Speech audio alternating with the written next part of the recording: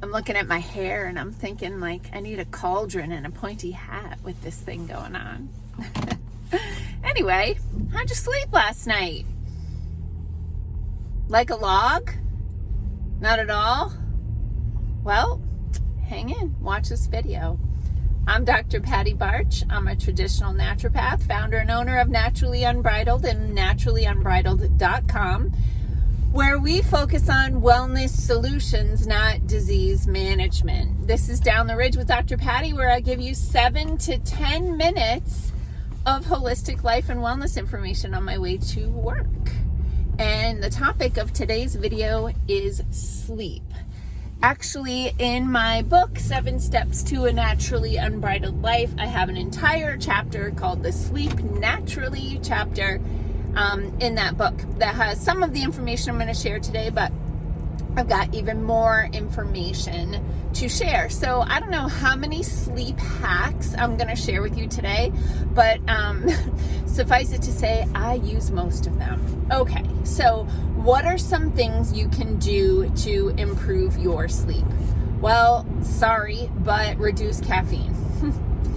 So reducing caffeine. I love coffee. I do love coffee, but we are over caffeinated, and this whole trend of these caffeinated energy drinks, even the healthy ones, has really gotten out of control. I also have a hypothesis that there's something in those like Bubbler or Celsius, those types of drinks. There's something in there I think that is addictive, because people start drinking those and they are all in like crack.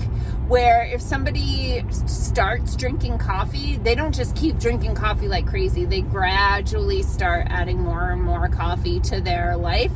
But the people who drink those energy drinks seem to be all in from the get-go. So anyway, reducing caffeine. So there's a half-life to caffeine, and people will metabolize it a little bit differently. But, you know, a lot of people will say, well, I don't drink coffee after 2 p.m. or whatever. But you might still be metabolizing caffeine when you're trying to sleep. Plus, caffeine is a stimulant. It, puts you into the fight or flight mode. There's some detriments to that. So I'm not anti-coffee, but really be careful about the amount of caffeine that you're consuming in a day, especially if you're not sleeping well. And I know that's a vicious cycle because you don't sleep well, so you're tired, so you need coffee, then you don't sleep well. I get it. Okay, caffeine.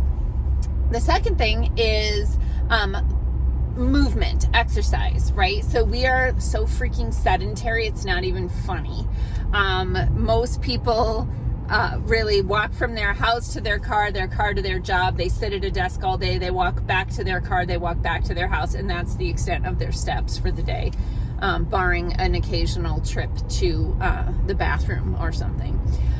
Anyway, one of the reasons why people don't sleep is because their bodies are not physically tired. Their minds are like mentally exhausted, but their bodies aren't tired. So moving your body, expending some of the energy, the physical energy that your body has from the food that you're eating, movement is helpful with that. Plus, movement helps to detox you. Really, we are built to move. So move your body. 3, I'm going to kind of lump light and energy into the same category. So, light, I always joke like the Amish don't have any trouble sleeping, because they're not looking at screens, right? So over the years, we've had this like whole epidemic of sleep insufficiency or insomnia or whatever. But we are looking at screens, right? We've got 60-inch TVs, we've got tablets and phones, and we've got all this light heading into our optic nerve. The optic nerve receiving light tells the brain it's daytime, no need to make melatonin. Melatonin is a hormone associated with sleep. So you got bright lights on your eyes, your brain doesn't start making melatonin, and then you don't have the sleep hormones. So reducing the amount of light exposure on your eyes can be beneficial, so that your body can start making melatonin. Can't make melatonin without serotonin, can't make serotonin without tryptophan. So what do we come back to? Eat real food. Okay, so in the family of light reduction is also like Wi-Fi or energy issues, right? So a lot of people, myself included, have wireless routers in the house, and also, believe it or not, wireless printers, from what I understand, actually have more EMFs than even the router. Somebody told me that. I didn't research it, so if I'm wrong, sorry. Anyway, those things are broadcasting in gigahertz, right? High frequency, like lots of zeros after the number hertz, right? Guess what? Delta brainwaves are the sleep brainwaves. They're at 2 hertz. What does 2 hertz mean? 2 pulses per second. Think of like heartbeat. Boop, boop, boop, boop, boop, boop, right? 2 pulses per second. That is a delta brainwave. What are Wi-Fi and other like cell phone brainwaves? They're so fast you can't even hear it. Super high pitch, high frequency, like millions of hertz. So that can jack up your brain waves. Your brain is like a little receptor. So get your tinfoil hat on.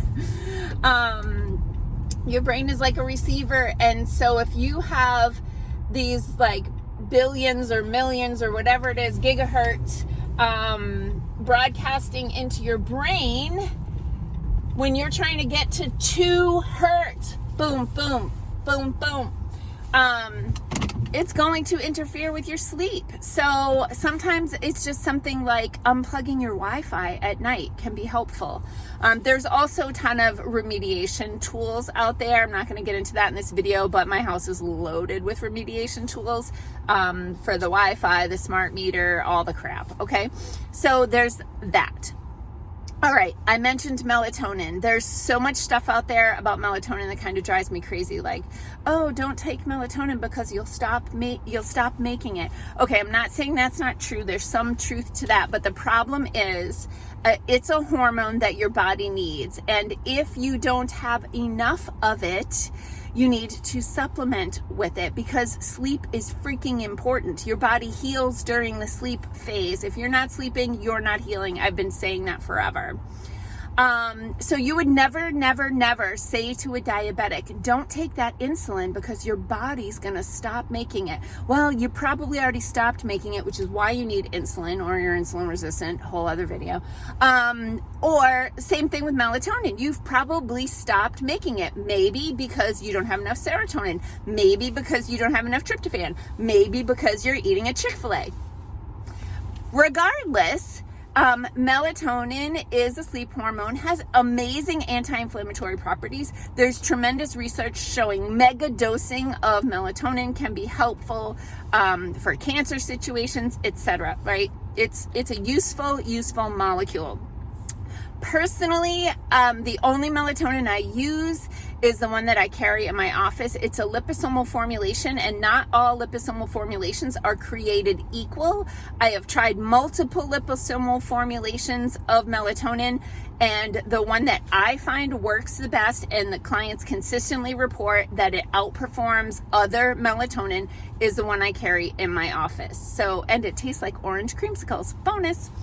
Okay, so melatonin can be helpful. Also, catecholamines. Catecholamines are neurotransmitters, and sometimes when people don't respond to serotonin or GABA or melatonin, anything like that, they actually need catecholamine support, and that's where my Zen product comes in.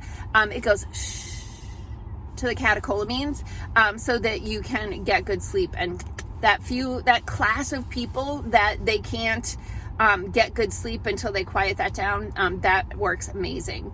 Okay, other things you can do. Weighted blanket. The weighted blanket is I freaking love my weighted blanket. My mom sent me one years ago. I just have a throw size, right? So it's just a throw. It's small, but I'm a small person and I kind of sleep in the fetal position, so I can get covered with a weighted throw. Bonus to weighted throw is way easier to wash. If you have a queen size or king size weighted blanket, first of all, you probably can't lift that. Secondly, you're going to break your washing machine trying to wash it. So I recommend, even if there's, multiple people in your bed, that you have throw size weighted blankets, and that can help with sleep as well.